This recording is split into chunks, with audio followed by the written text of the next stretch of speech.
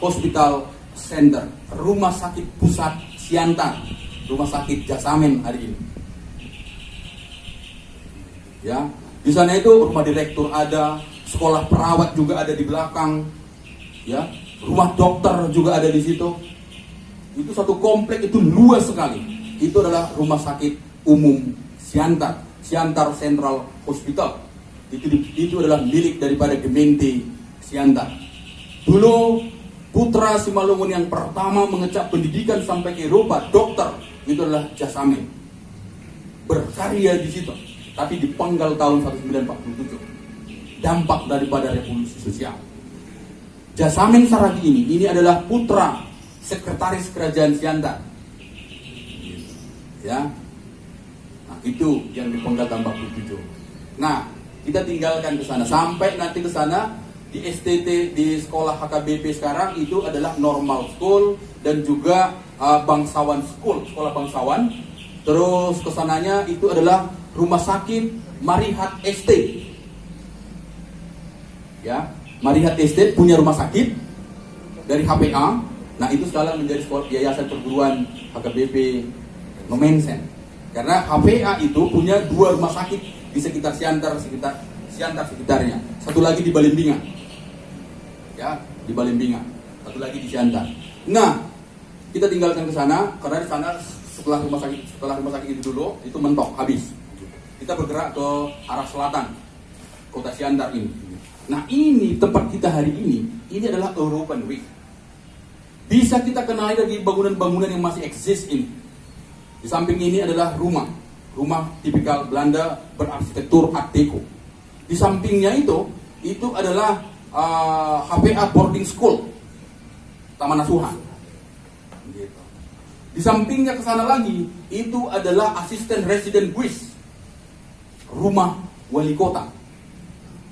Di sampingnya juga yang sekarang jadi milik daripada HKI di Jalan MH Sitorus. Ya, terus juga Siantar Zoo. Ini juga dibangun oleh pemerintah kolonial.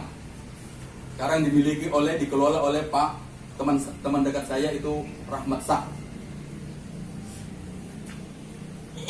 Ya, bapak udahnya Sumut Tua, Musara Jeksa. Ya. Terus rumah sakit tentara itu adalah Simalungun Central Hospital, Rumah Sakit Pusat Simalungun. Ketika agresi tahun 1947 itu dikuasai oleh militer dan jadilah tetap difungsikan sebagai rumah sakit tentara. Dan semua rumah-rumah yang di sini saya belum mendatanya seluruhnya. Ada berapa unit lagi yang tinggal di sini? Itu belum sampai ke jalan yang punya radio Cendrawasih Pak Maruli Silitonga. Rumah-rumah ke sana itu semuanya rumah-rumah tipikal Eropa, bergaya Eropa, single house, ya, rumah-rumah tunggal, terus berarsitektur Art Deco. Saya tahu Cendrawasih itu karena anaknya itu satu kelas dengan saya dulu waktu di Budi Mulia. Si Mervin itu kalau nggak salah kerja di kantor wali kota sekarang. Nah, ini semua adalah peninggalan kolonial. Nah, buku ini Bapak dan Ibu sebenarnya Potret Siantar Tempo Dulu. Judulnya itu sengaja mengangkat foto-foto Siantar klasik yang ada di KIT Wing di Belanda, maupun juga dari NIOD, ya, Nederland Indische ada dinas di Belanda, itu juga mendokumentasikan, tapi khusus mereka itu untuk dokumentasi perang. Ada juga dari Tropen Museum Institute di Belanda. Gitu. Sebenarnya buku ini adalah sangat terkait dengan perlindungan bangunan-bangunan ini. Ini mau diapakan? Mau kita musnahkan?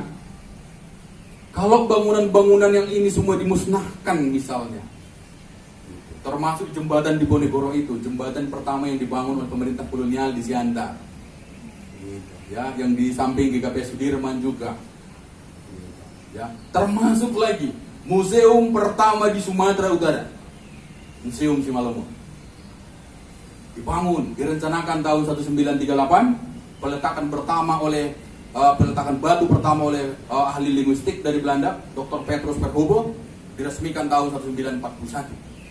Ini adalah museum pertama di Sumatera Utara, museum ketiga di seluruh pulau Sumatera, museum ke-6 di seluruh Indonesia. Kondisinya memprihatinkan. Kondisinya memprihatinkan. Saya sering berkunjung ke situ. Ada kecintaan saya terhadap museum itu. Ya, karena mohon maaf saya juga didaulat sampai hari ini sebagai Sekretaris Jenderal Asosiasi Museum Indonesia Daerah Sumatera Utara. Jadi saya menaruh perhatian yang tinggi terhadap museum-museum. Ada 28 museum di Sumatera Utara hari ini. Museum yang paling bersejarah adalah museum di sini. Tapi mereka tarik menarik antara Pemko dengan Pemkab, sehingga mereka juga berdampak tidak dapat uang penyertaan dari pemerintah. Sebentar lagi itu akan roboh. Saya sebelum COVID kemarin datang ke situ, kata Pak Purba yang jadi ketua yayasan di situ pengurusnya, ini Pak Damani tengoklah ini, udah bocor ini. Atap yang sudah bocor. Jadi cuman Bang, uang ke sini. Fungsinya Hepriansah apa sebagai wali kota? Fungsinya Ibu Fatimah apa sebagai kepala dinas? Kalau toh uang saya harus merenovasi ini. Fungsinya JR Saragi mana? Dan Bupati.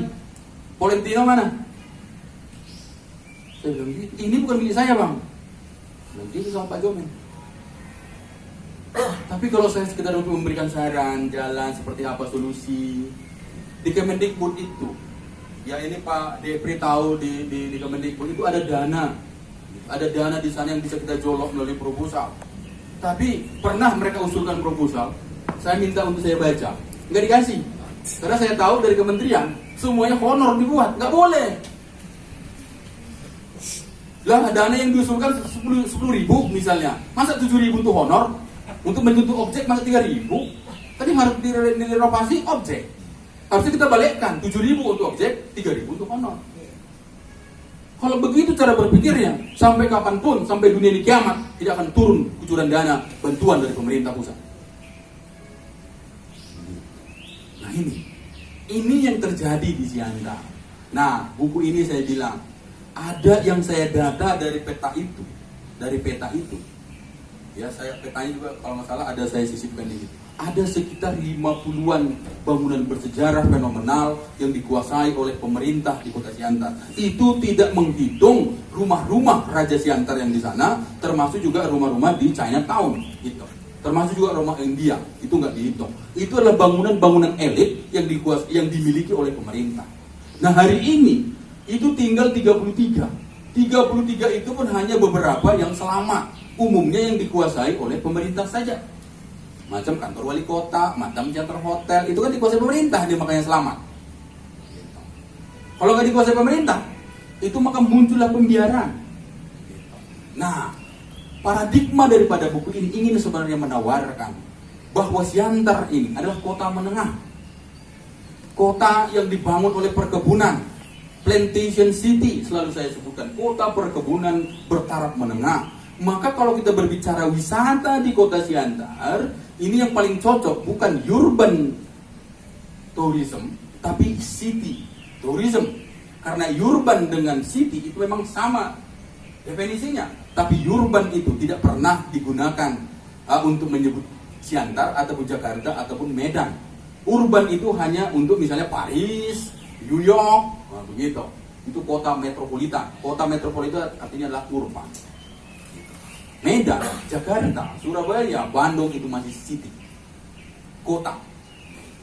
Nah, objek wisata di Siantar ini, ya, kecuali kuliner, hanya bangunan-bangunan bersejarah. Kalau kita Bapak dan Ibu berkunjung ke Maroko, maka yang kita kunjungi itu adalah melulu bangunan-bangunan bersejarah. Kalau kita juga berangkat pergi umroh, kalau ada yang Islam di sini, kita pergi ke Arab Saudi, kita kan mengunjungi bangunan bersejarah toh. Ka'bah yang dibangun oleh Muhammad, itu semua adalah lokasi-lokasi sejarah. Kalau kita juga pergi ke Bethlehem bagi yang Kristen misalnya, Anda akan mengunjungi gereja Nativity, gereja kelahiran, kan bangunan bersejarah. Kita pergi ke Golgata, disinilah Yesus disalibkan, itu kan situs. Disinilah dulu, inilah istana Nebukadnezar, katanya. Inilah istana, itu kan semua sejarah. Hari ini kita berlomba-lomba pergi ke Arab Saudi, pergi ke Bethlehem, pergi ke Mesir, pergi ke Turki misalnya. Turki juga hari ini fenomenal. Kota kekaisar, negara kekaisar, 3 kekaisaran, oleh Yunani, oleh Romawi, dan akhirnya oleh Osmania. Maka seluruh ketika itu masa di Yunani misalnya, bangunan-bangunan kuil Apollo, bangunan-bangunan kuil Zeus misalnya, Venus, itu semua dirubah menjadi gereja ketika dikuasai oleh Romawi. Ketika Kesultanan Romawi itu juga, kekaisaran Romawi itu takluk, dikuasai oleh siapa? Mustafa Kemal Atatürk. Maka seluruh gereja-gereja yang di sana dirubah menjadi masjid, termasuk bangunan yang sudah menjadi World Heritage, itu Hagia Sophia, gereja terbesar di Turki.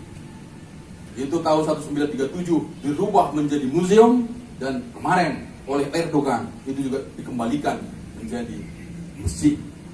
Dan hari ini World Heritage dan UNESCO sedang mengoreksi kebijakan itu, kemungkinan bakal dicoret dari World Heritage karena tidak konsisten terhadap janji yang mereka sudah sepakati bahwa ini selamanya sebelum runtuh tetap akan menjadi museum. Kita dari Siantar ini kalau kita berbicara pariwisata, apa yang kita tonjolkan Bapak dan Ibu sekalian? Gak ada. Roti ganda lah. Roti ganda, baru jambret di apa? Bejoras. Gak ada sini objek wisata. Saya dulu sebelum Ibu Fatimah itu, Siregar itu berhenti jadi kepala dinas, bolak-balik kami ngomong itu. Saya berapa kali datang dari Medan untuk menjumpai beliau. Tolonglah kak. Saya bilang begitu. Apa yang menjadi? Saya tanya kakak dulu sekarang, embrio kota Siantar ini mana? Kalau kita berbicara kota Siantar hari ini, kota yang megah, kota terbesar kedua di Sumatera Utara, embrio kota ini mana? Kalau kita manusia jelas embrionya dari rahim ibu. Di perut ibu yang besar itu, di perut kota Siantar ini, di manakah kota Siantar ini bermula ada? Gak tahu. Pak Hepri pun gak tahu itu. Cuma ketawa-ketawa aja tahu itu. Gak ada tahu di mana. Itu yang pertama pertanyaan. Embrio kota ini di mana? Yang kedua, saya katakan tadi, kota ini berkembang akibat daripada kontribusi perkebunan yang didirikan oleh Belanda. Pertanyaan saya, di mana kawasan bersejarah kota Siantar ini? Jakarta Bapak dan Ibu sekalian, di periode kepemimpinan Pak Jokowi dan Ahok kemarin berhasil menetapkan kota tua itu sebagai embrio kota Jakarta. Disitulah perkembangannya dulu, ketika Dendles, ketika juga ketika tahun 1602 POC berdiri, pelabuhan itu dibagusi, berkembang sehingga ke sana dibentuk itu rumah sakit yang sekarang ada di kawasan Depok. Di sana juga didirikan itu pabrik opium pertama di Indonesia yang sekarang dikuasai oleh Fakultas Kedokteran UI. Nah ini gimana? Di sekolah HKBP itu dulu ada sekolah rakyat. Jadi gereja didirikan, di sampingnya ada yayasan pendidikan. Sekarang dikuasai oleh KBP. Ya oke, itu bagus. Ketika orang membaca buku ini, saya masih berencana untuk menerjemahkan ini dalam bahasa Inggris. Nanti akan muncul versi bahasa Inggris dan itu akan saya publish secara online, sehingga orang-orang Eropa bisa membacanya dan bisa bernostalgia kota Siantar ini. Kami di Medan Bapak dan Ibu sekalian itu mendirikan yang disebut dengan Museum Perkebunan Indonesia. Saya kebetulan juga sekretaris yayasan di situ, juga sebagai badan pengurus harian daripada museum itu. Tidak disangka-sangka Bapak dan Ibu sekalian, cucunya si pendiri Delhi Maskapai dan si pendiri daripada kereta api Delhi itu, dari Wilhelm Peter Johnson, itu datang ke museum kami. Saya cucunya. Inilah foto kakek saya dulu. Yang punya Lonsum itu siapa? Bukan, Sokpin. Itu adalah cucu daripada si pendiri Sokpin itu. Sekarang Howard William di situ. Saya kenal dekat dengan dia. Neneknya dia tunjukkan, ini foto saya, ini foto nenek saya. Ini ayah saya, ini saya. Dia menjadi direktur utama daripada Sokpin itu. Makanya saya bebas masuk ke Ailoba, seluruh perusahaan-perusahaannya Sokpin. Minta lokomotif yang bersejarah, itu kami bawa dari Ailoba, kami bawa ke Medan, di depan museum kami di Medan. Dari BTP 2 juga.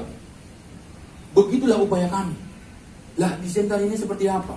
Kalau Taman Asuhan ini runtuh, kalau juga galeri Siantar Ju itu juga runtuh, Siantar apa, semua ini diruntuhkan, lantas objek wisata kita mana? Bukan ada. Nah, di akhir daripada epilog buku ini sebenarnya saya ingin menawarkan konsep wisata di Kota Siantar. Saya tawarkan namanya itu adalah historical tours at Siantar and its surrounding.